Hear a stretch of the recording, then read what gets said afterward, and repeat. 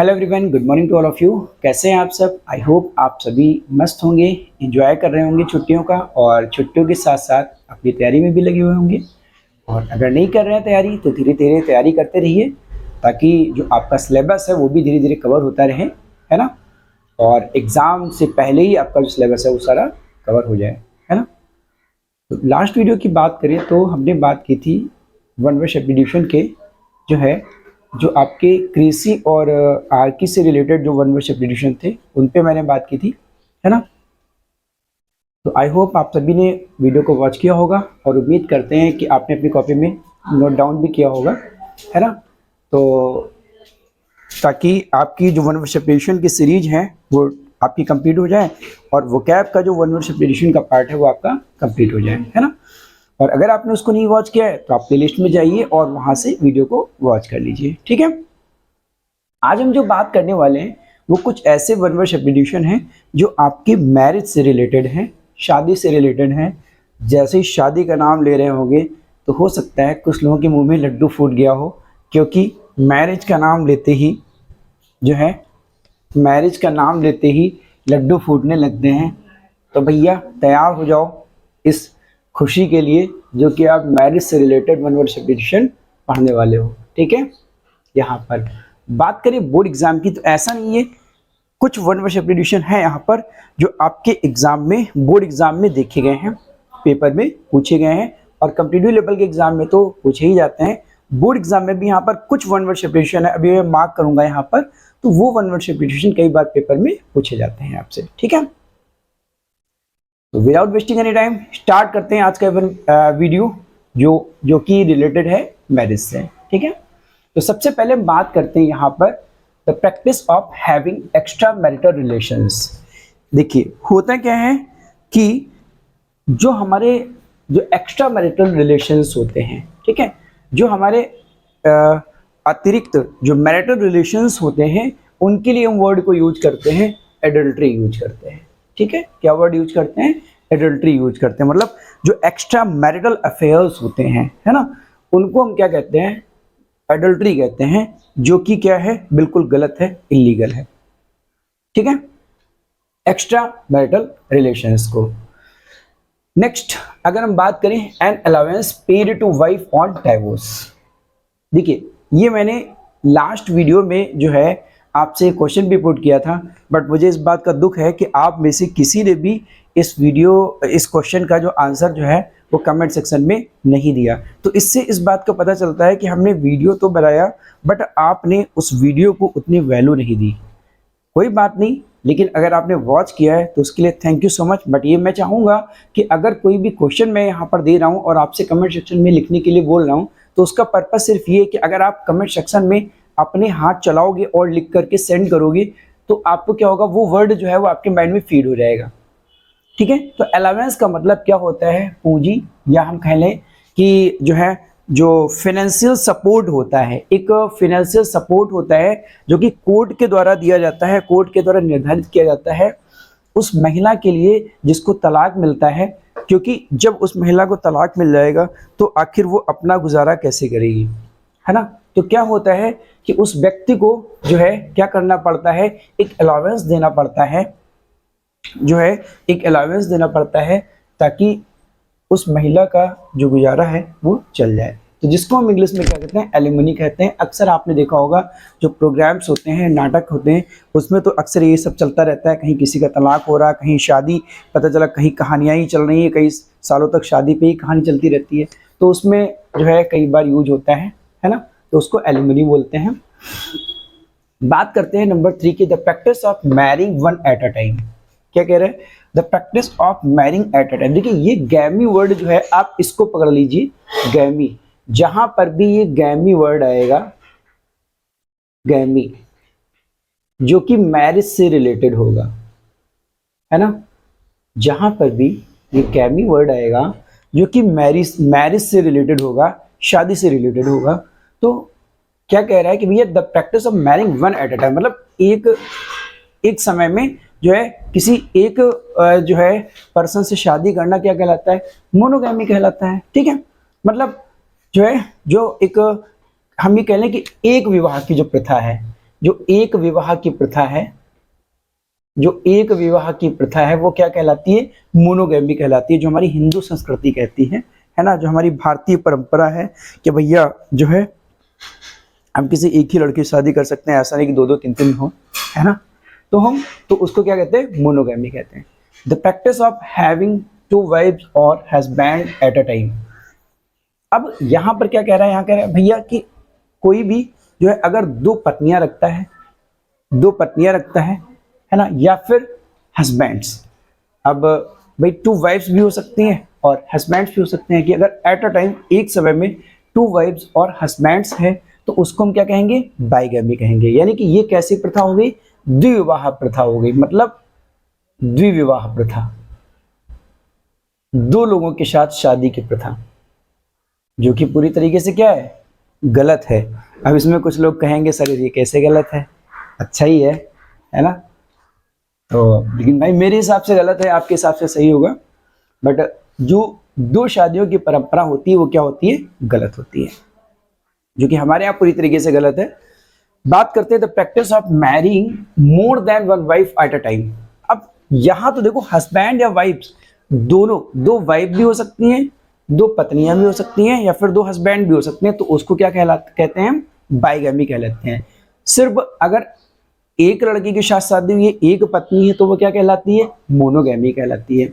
दो पत्नियां हैं या फिर किसी एक पत्नी के दो हस्बैंड हैं तो वो बाइगैमी कहलाती है। वो शादी की जो परंपरा होती है वो क्या कहलाती है? बाइगैमी कहलाती है। अगर एक ही समय में जो है एक से ज्यादा पत्नियां हैं, एक से ज्यादा पत्नियां, यहाँ तो सिर्फ दो की बात हुई थी, बट अगर एक से ज्यादा पत्नियां, हो सकता है दो से ज्यादा हो, तीन हो, चार हो, आपकी मर्जी, आप जितनी रखना चाहो रख लो, लेकिन मेरे हिसाब से गलत है ना। तो पहली बात तो हम तो कहेंगे पढ़ लिख लो, है ना, शादी के बारे में बात की सोचना, बट शादी से रिलेटेड वन और सब्स्टिट्यूशन लर्न कर लो। तो क्या होता है? पॉलीगैमी होता है। गैमी मैरिज से रिलेटेड, और पॉली का मतलब होता है ज्यादा, यानी कि एक वाइफ से अगर ज्यादा वाइफ जो है अगर किसी की हैं तो ऐसी परंपरा को क्या कहा जाता है? पॉलीगैमी कहा जाता है। ऐसी मैरिज, ऐसी शादी जिसमें कोई व्यक्ति जो है वो एक से ज्यादा पत्नियों से शादी करता है तो वो क्या कहलाता है? पॉलीगैमी कहलाता है। ठीक है, डिफरेंस समझिएगा, याद रखिएगा। यहाँ एक विवाह की प्रथा है, यहाँ दो विवाह की प्रथा है, यहाँ ज्यादा, एक से ज्यादा विवाह की प्रथा है, यानी कि दो से भी ज्यादा हो सकती है यहाँ पर। ठीक है, the practice of marrying more than one husband at a time. अब कोई कहेगा सर सिर्फ अगर वाइफ की बात है तो क्या हस्बैंड की बात नहीं होगी? हाँ बिल्कुल होगी भैया।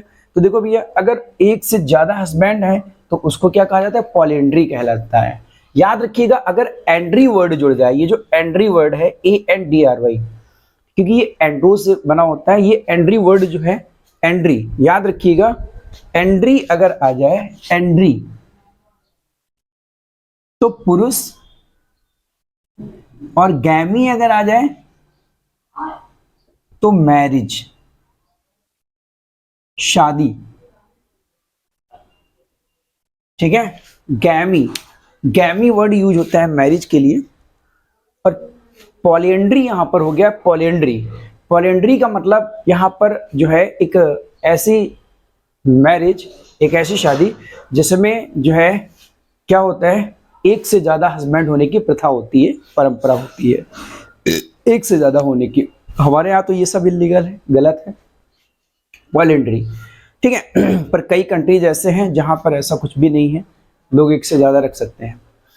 फिर बात करते हैं a state of abstention from marriage. क्या कह रहे हैं भैया? अब्सटेंशन फ्रॉम मैरिज। अब्सटेंशन का मतलब होता है अवॉइड करना, या जो है हम ये कह लें कि जो है लाइक ना करना, जो मैरिज से दूर होने की अवस्था होती है। मतलब कि भैया कुछ ऐसे लोग होते हैं जो कह देते हैं कि भैया मुझे शादी वादी नहीं करनी है, बिल्कुल भी, पूरी जिंदगी पूरी लाइफ शादी वादी नहीं करनी है। साधु वगैरह आप देखते ही हो, शादी नहीं करते हैं। बहुत से ऐसे लोग होते हैं जो कहते हैं भैया मुझे शादी नहीं करनी है और मैं बस यही जो है लोगों को प्रवचन देने का काम करूंगा। ठीक है, तो तुम तो प्रवचन करने वाले हो नहीं, ठीक है, तो भैया तुम्हारे लिए तो बेकार है, बट वन वर्ड सब्स्टिट्यूशन के लिए लर्न कर लो। तो a state of abstention from marriage, तो एक ऐसा जो है एक ऐसी अवस्था जिसमें मैरिज से अब्सटेंशन होता है, मतलब कि जो विवाह को क्या करता है, नकार देता है, कहता है भैया मुझे शादी वादी नहीं करनी है, एक ऐसी अवस्था उसको कहा जाता है सेलिबेसी, जिसको हम क्या कहते हैं, ब्रह्मचर्य कहते हैं। ठीक है। Live in relationship a man and a women living without being married, है ना। क्या कह रहे हैं, live in relationship a man and a women living without being married, मतलब बिना शादी किए हुए किसी भी पुरुष या फिर किसी भी महिला से रिलेशनशिप बनाना, है ना। तो उसको क्या कहेंगे, कॉन्क्यूबिनेज, कॉन्क्यूबिनेज कहेंगे, उसको कॉन्क्यूबिनेज कहेंगे। कि अगर जो है बिना शादी किए हुए किसी भी पुरुष या फिर किसी भी महिला से आप रिलेशनशिप बनाते हो, है ना, रिलेशनशिप बनाते हो, तो वो क्या कहलाता है, कॉन्क्यूबिनेज कहलाता है। ठीक है।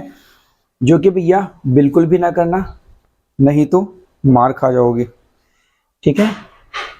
तो बात करते हैं नेक्स्ट वन वर्ड सब्स्टिट्यूशन की, अ स्टेट ऑफ बीइंग मैरिड, है ना। अ स्टेट ऑफ बीइंग मैरिड मतलब जो है एक ऐसी स्टेट, एक ऐसी अवस्था जो कि शादी होने की है, मतलब एक ऐसा प्लेस, है ना, जिसको हम क्या कहते हैं, मैट्रिमोनी कहते हैं। मैट्रिमोनी का मतलब होता है, हिंदी की बात करें तो परिणय होता है, मतलब एक सूत्र में बंधना, पहले एक सूत्र में बंधना।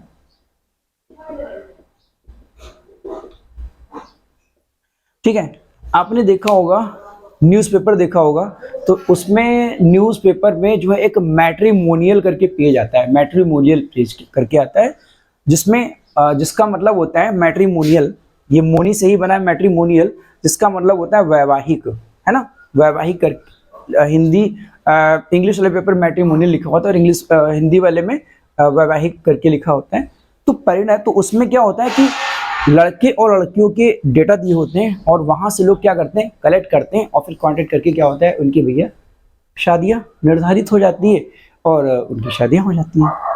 तो वही ये परिणय, मतलब एक सूत्र में बंधना क्या हो जाता है, मैट्रिमोनी कहलाता है। ठीक है। और वो एक प्लेस जैसे कि न्यूज़पेपर है, वो मैट्रिमोनियल हो गया। और यह हम ये कह लें कि कई सारी साइट्स भी ऐसी होती है जो मैट्रिमोनियल साइट्स होती हैं, जहां से लोग क्या करते हैं, एड्रेस को पिक करते हैं और वहां से कॉन्टेक्ट करके उनकी शादियां हो जाती हैं। ठीक है। फिर बात कर लेते हैं one who hates marriage. One who hates marriage, कोई ऐसा व्यक्ति जो मैरिज से हेट करता है। आज के ज़माने में हो ही नहीं सकता कि कोई ऐसा हो जो मैरिज से हेट करता हो। पर अगर कोई बंदा मैरिज से हेट करता है तो उससे क्या कहते हैं, मीजोगैमिस्ट कहते हैं। देखो गैमिस्ट, गैमी का मतलब क्या हो गया, वही शादी से रिलेटेड, और मीजो का मतलब बताओ हेट। ठीक है। याद रखिएगा, मैंने पिछली बार भी बताया था, मिशन जो वर्ड है वो ज्यादातर हेट के लिए यूज किया जाता है, जैसे मिसैंथ्रोप बताया था, मिसैंथ्रोपिस्ट बताया था। ठीक है। तो मीजो वर्ड आ गया यहाँ पर, तो मीजोगैमिस्ट का मतलब ये हो गया कि भाई शादी से हेट करने वाला, है ना, शादी से हेट करने वाला जो होता है वो मीजोगैमिस्ट कहलाता है। ठीक है। अगर आप में से कोई है ऐसा तो मुझे कमेंट सेक्शन में अपना नाम लिख के सेंड कीजिएगा। ठीक है। फिर बात करते हैं an older women who is not married, है ना, an older women who is not married. देखिए क्या लिखा है, एक ओल्डर वुमेन यानी कि उम्रदराज महिला, है ना, हु इज नॉट मैरिड, जो अभी जिसकी जो है क्या हुआ, मैरिड यानी कि जो शादीशुदा नहीं है ना, जो शादीशुदा नहीं, वो क्या कहलाती है, स्पिंस्टर कहलाती है। देखिए स्पिंस्टर की बात करें, अगर इस वर्ड की बात करें तो जनरली अगर आप इसका मतलब निकालते हो तो सिर्फ एक कुंवारी से निकालते हो, कुंवारी लड़की से जिसकी शादी नहीं हुई है।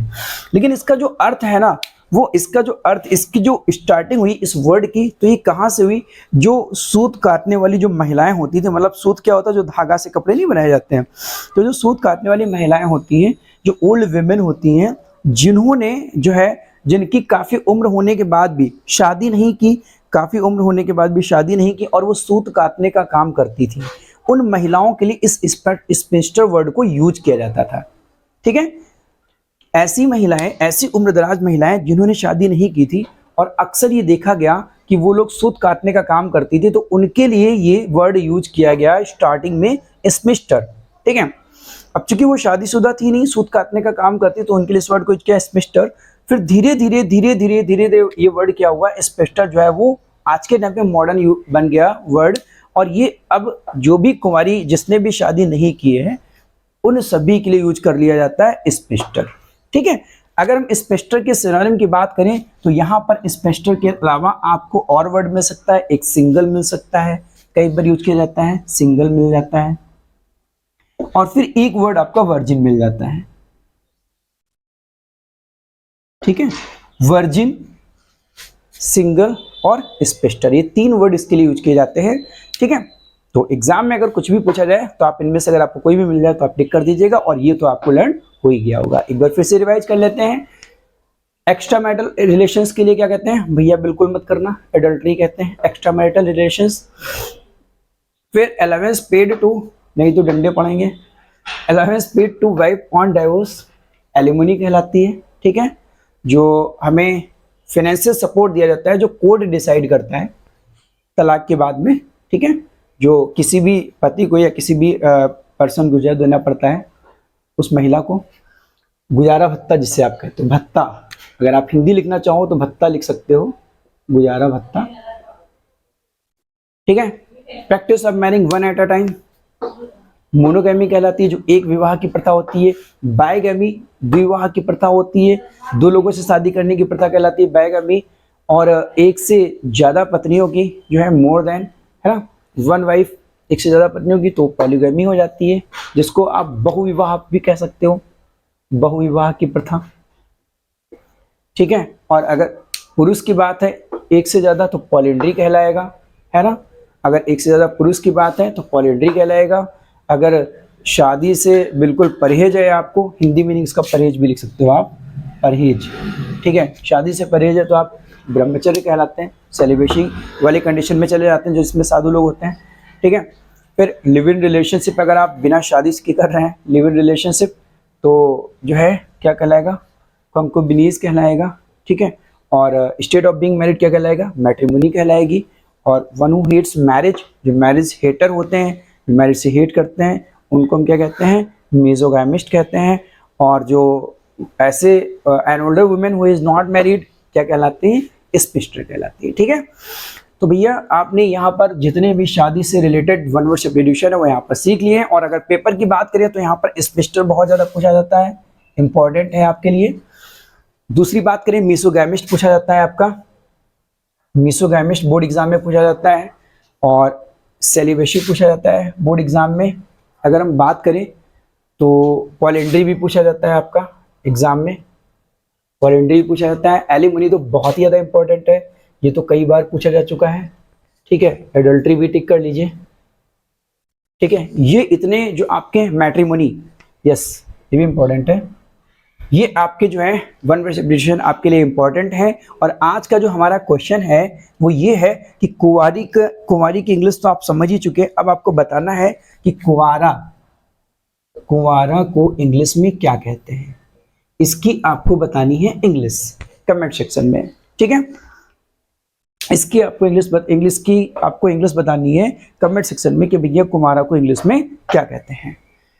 ठीक है, तो I hope this is clear to all of you. उम्मीद करते हैं आपको ये चीज समझ में आ गई होगी, और नेक्स्ट वीडियो में हम फिर आपके लिए कुछ इंपॉर्टेंट वन वर्ड सब्स्टिट्यूशन का कलेक्शन लाने वाले हैं, और इसके साथ साथ आपकी लिटरेचर की भी वीडियो आपको मिलने वाली है। थोड़ा आप वेट कीजिए, क्योंकि इधर मैं थोड़ा बिजी रहा हूँ और अब थोड़ा सा फ्री हो रहा हूँ, तो आपको वो भी वीडियो मिलना स्टार्ट हो जाएगी।